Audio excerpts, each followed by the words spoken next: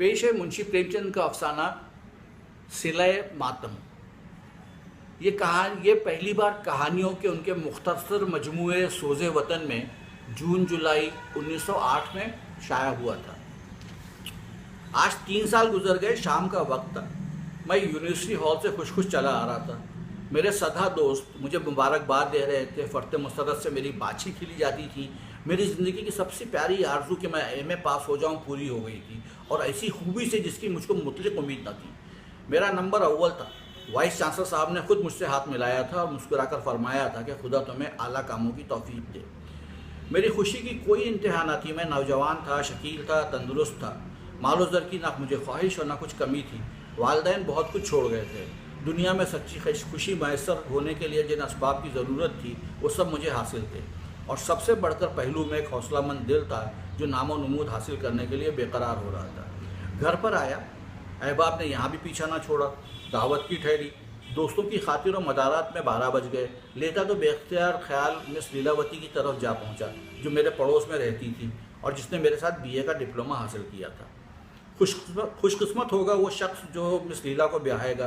कैसी हसीन है, कैसी खुश मिजाज। मैं कभी कभी उसके यहाँ प्रोफेसर साहब से फ़लसफ़े में मदद लेने के लिए जाया करता था। वो दिन मुबारक होता था जब प्रोफेसर साहब घर पर ना मिलते। मिस लीला मेरे साथ बड़े तपाक से पेश आती थी, और मुझे ऐसा मालूम होता था कि मैं हज़रत मसीह की पनाह में आ जाऊं तो उसे मुझे अपनी शोहरी में कबूल करने से इनकार ना होगा। वो शैली, बायरन और कीट की आशिक थी, और मेरा मजाक भी बिल्कुल उसके हमरंग था। जब हम तना होते तो अक्सर मोहब्बत पर बहस करने लगते थे। उसके मुंह से जज्बे आमेज बातें सुन कर मेरे दिल में गुदगुदी पैदा होने लगती थी। मगर अफसोस मैं अपना मालिक न था। मेरी शादी एक मोअज़्ज़ज़ घराने में कर दी गई थी, और अगरचे मैं अभी तक अपनी बीवी की सूरत से भी नाआशना था, मगर मुझे बजाय शक के यकीन कामिल था कि मुझे उसकी सोबत में वो लुत्फ़ नहीं आ सकता जो मिस लीला की सोबत में मुमकिन है। शादी हुए 2 साल हो चुके थे, मगर उसने मेरे पास एक ख़त भी ना लिखा था। मैंने 2-3 ख़त लिखे भी, मगर किसी का जवाब ना मिला। इससे मुझे ये शक हो गया कि उसकी तालीम भी वाजिबी ही होगी। क्या मैं उस लड़की के साथ ज़िंदगी बसर करने पर मजबूर हूँगा? इस सवाल ने मेरे उन तमाम हवाई किरणों को ढा दिया जो मैंने अभी अभी बनाए थे। क्या मैं मिस लीला से हमेशा के लिए हाथ धो लूँ? नामुमकिन है। मैं कुमुदनी को छोड़ दूँगा, मैं अपने यगानों से नाता तोड़ लूँगा, मैं रुस्वा हूँगा, मैं ख्वार हूँगा, मगर मिस लीला को ज़रूर अपना शरीक हाल बनाऊँगा। इन्हीं ख्यालात से मुअस्सर होकर मैंने अपनी डायरी लिखी और उसे मेज़ पर खुला छोड़कर बिस्तर पर लेट रहा, और सोचते सोचते सो गया। सवेरे उठकर देखता हूँ तो बाबू निरंजन दास मेरे सामने कुर्सी पर बैठे हैं। उनके हाथ में डायरी थी जिसमें बगौर पढ़ रहे थे। उन्हें देखते ही मैं फरते शौक से लिपट गया। अफसोस, अब उस फरिश्ता सिफत नौजवान की सूरत देखनी नसीब न होगी। बेहंगाम मौत ने उसे हमसे हमेशा के लिए जुदा कर दिया। वो कुमुदनी के हकीकी भाई थे, नहायत वजी और शकील और हंसमुख। सिन मुझसे 2-4 साल ज़्यादा था। अच्छे ओहदे पर मुमताज़ थे। कुछ दिनों से इसी शहर में तब्दील होकर आ गए थे। मेरी और उनकी गाढ़ी दोस्ती हो गई थी। मैंने पूछा, क्या तुमने डायरी पढ़ ली? निरंजन, हाँ। मैं, मगर कुमुदनी से कुछ ना कहना। निरंजन, बहुत अच्छा, ना कहूँगा। मैं, इस वक्त किस सोच में हो? मेरा डिप्लोमा देखा? निरंजन, घर से ख़त आया है, वालिद बीमार हैं, 2-3 दिन में जाने वाला हूँ। मैं, शौक़ से जाइए, ईश्वर उन्हें सेहत जल्द बख्शे। निरंजन, तुम भी चलोगे? ना मालूम कैसा पढ़े कैसा ना पढ़े। मैं, मुझे इस वक्त माफ़ी रखो। निरंजन दास ये कहकर चले गए। मैंने हजामत दुरुस्त करके कपड़े बदले और मिस लीलावती से मिलने के इश्तियाक में चला। वहाँ जाकर देखा तो कुफ्र पड़ा हुआ है। मालूम हुआ कि मिस साहिबा की तबीयत 2-3 दिन से ख़राब थी। तब्दील आबो हवा के लिए नैनीताल चली गई हैं। अफसोस, मैं हाथ मलकर रह गया। क्या लीला मुझसे नाराज़ थी? उसने मुझे क्यों इत्तला न दी? लीला, क्या तू बेवफा है? तुझसे बेवफाई की उम्मीद न थी। फ़ौरन मुसम्मा में इरादा कर लिया कि आज डाक से नैनीताल चल दूँ। मगर घर आया तो लीला का ख़त मिला। काँपते हुए हाथों से ख़त खोला। लिखा था, मैं बीमार हूँ, मेरे जीने की कोई उम्मीद नहीं है। डॉक्टर कहते हैं कि प्लेग है। जब तक तुम आओगे गालिबन मेरा किस्सा तमाम हो जाएगा। आखिरी वक्त तुमसे ना मिलने का सख्त सदमा है। मेरी याद दिल में कायम रखना। मुझे सख्त अफसोस है कि तुमसे मिलकर नहीं आई।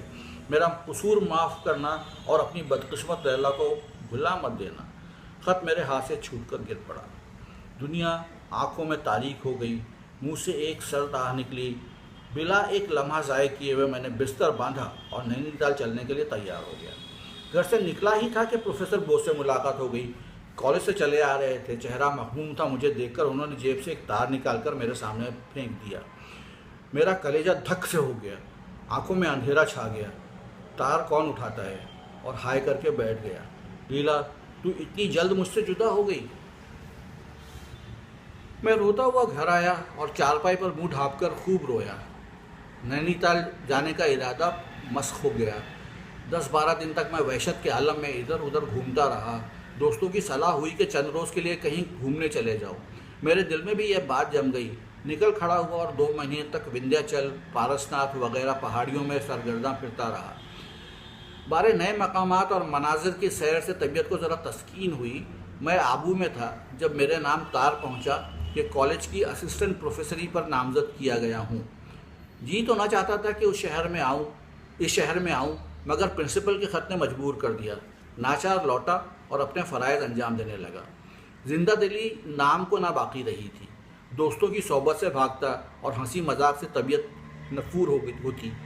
एक रोज़ शाम के वक्त मैं अंधेरे कमरे में लेटा हुआ आलम ख्याल की सैर कर रहा था कि सामने वाले मकान से गाने की आवाज़ आई। आह, क्या आवाज़ थी! तीर की तरह दिल में चुभी जाती थी। लहजा कैसा दिक्कत आमेज था। उस वक्त मुझे अंदाज़ा हुआ कि नगमों में क्या असर है। तमाम रोंगटे खड़े हो गए, कलेजा महसूसने लगा और दिल पर एक अजीब हसरतनाक कैफियत तारी हो गई। आंखों से आंसू बहने लगे। हाय, ये लीला का प्यारा गीत था। पिया मिलन है कठिन बावरी, पिया मिलन है कठिन बावरी। मुझसे जब्त न हो सका। मैं एक वहशत के आलम में उठा और जाकर सामने वाले मकान का दरवाज़ा खटखटाया। मुझे उस वक्त ये तमीज़ न थी कि एक अजनबी आदमी के मकान पर आग खड़े हो जाना और उसकी खिलवत में मुखिल होना इंतहा दर्जे की बदतहजीबी है। एक बुढ़िया ने दरवाज़ा खोल दिया और मुझे खड़े देखकर लपकी हुई अंदर गई। मैं भी उसके साथ चला गया। दहलीज तय करते ही एक वसी कमरे में पहुंचा। उस पर एक सफ़ेद फर्श बिछा हुआ था। गाँव तकिए भी रखे हुए थे।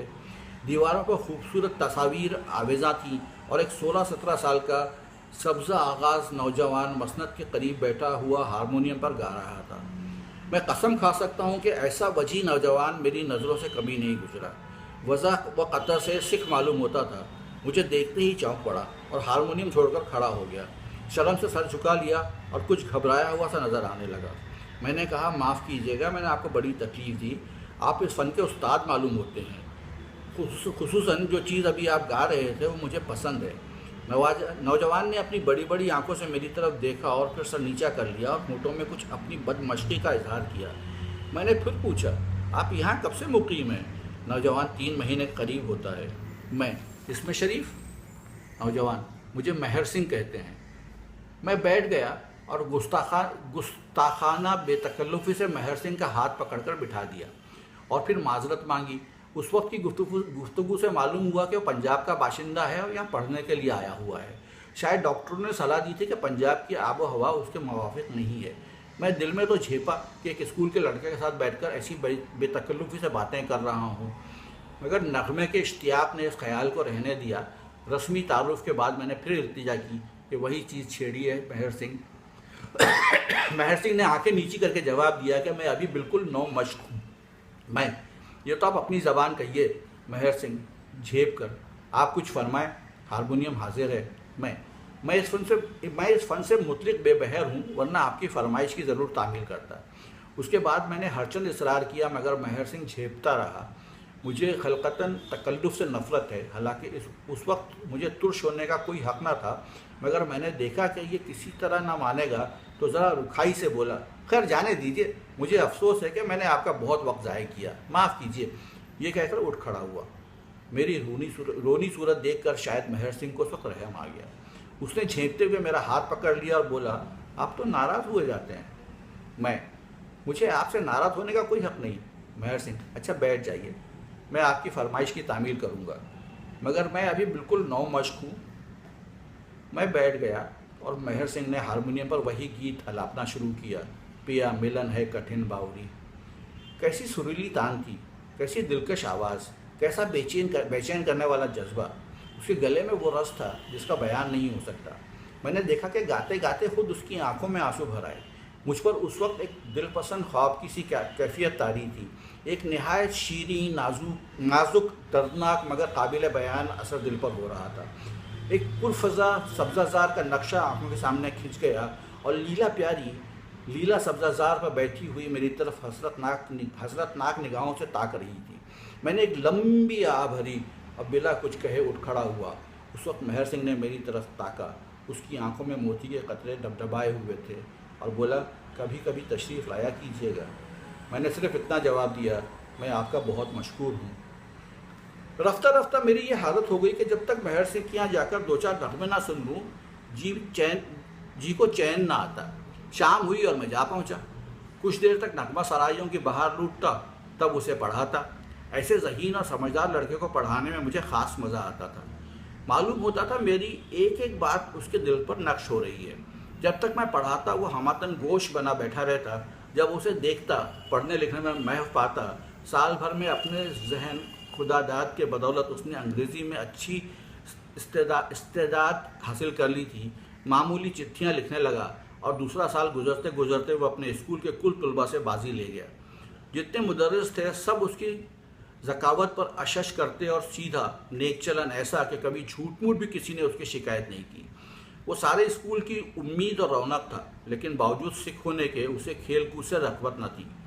मैंने उसे कभी क्रिकेट में नहीं देखा। शाम होते ही सीधा घर चला आता और नविश्त ख्वांद में मसरूफ़ हो जाता। मैं रफ्ता रफ्ता उससे ऐसा मानूस हो गया कि बजाय शागिर्द के दोस्त समझने लगा। सिन के लिहाज से उसकी समझ हैरत अंगेज़ थी। देखने में 16-17 साल से ज़ायद न मालूम होता था, मगर जब कभी मैं रवानी में आकर दकीक शायराना ख़यालात और नाजुक जज्बात उसके सामने तशरीह करता तो मुझे उसके बुशरे से ऐसा मालूम होता कि वो एक नुक्ते को समझ रहा है। एक दिन मैंने उससे पूछा, मेहर सिंह तुम्हारी शादी हो गई है? मेहर सिंह ने शर्मा का जवाब दिया, अभी नहीं। मैं, तुम्हें कैसी औरत पसंद है? मेहर सिंह, मैं शादी करूँगा ही नहीं। मैं, क्यों?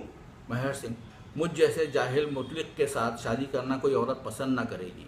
मैं, बहुत कम ऐसे नौजवान होंगे जो तुमसे ज़्यादा लायक हों या तुमसे ज़्यादा समझ रखते हों। मेहर सिंह ने मेरी तरफ हैरत से देखकर कहा, आप दिल लगी करते हैं।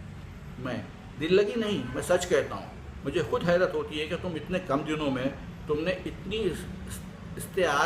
इस्तेदाद क्यों पैदा कर ली। अभी तुम्हें अंग्रेज़ी शुरू किए हुए 3 बरस से ज़्यादा नहीं हुए।